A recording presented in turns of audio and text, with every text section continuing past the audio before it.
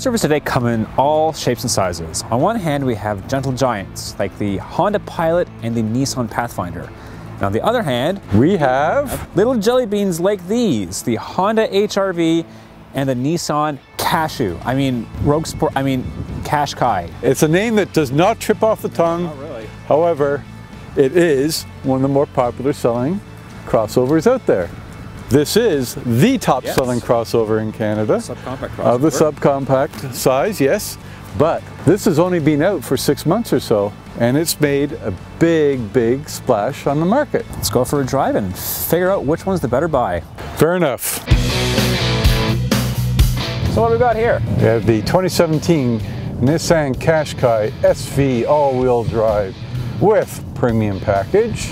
And you do get a lot. You get adaptive cruise control, automatic braking, lane departure warning, a 360-degree camera. That's hands down my favorite feature about this thing. I have absolutely no complaints up front about leg room, shoulder room, headroom. I find the interior not upscale, but it's pleasing. It's got some nice piano black trim. The dials are easy. They're actual knobs and buttons as opposed to the touch panel in the HRV. It doesn't have Apple CarPlay, Android Auto, but it works. Okay, not a lot of big power, 141 horsepower. It's adequate.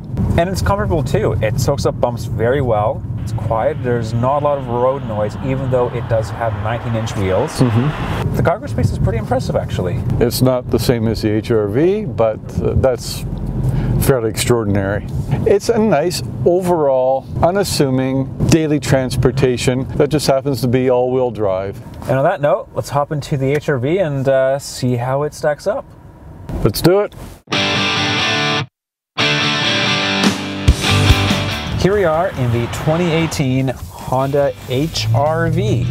As soon as we hop into this, the first thing I notice is that it's a little louder than the Qashqai. I like the steering in this. Surprisingly enough, I know they're not exactly performance vehicles, but the HRV does have a little more feedback and a little more weight to the wheel.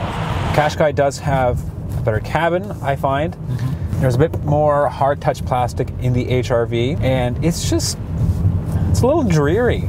They haven't thrown a lot of premium into this vehicle. No. Plus, there's no power seats. Another drawback to the HRV, I don't really enjoy this touch panel for the climate controls. No, I'm a big fan of buttons and things like that. Why complicate it when you can make it easy? How'd you find the back seats? Not so great for somebody in my height. Leg room isn't bad, but there's no headroom. Cargo space though, that's where cargo space, HRV takes it. HRV takes it. Without a doubt. Those magic seats in the back, they really are magical. Yep. Well, let's hop out of the HRV and declare a winner.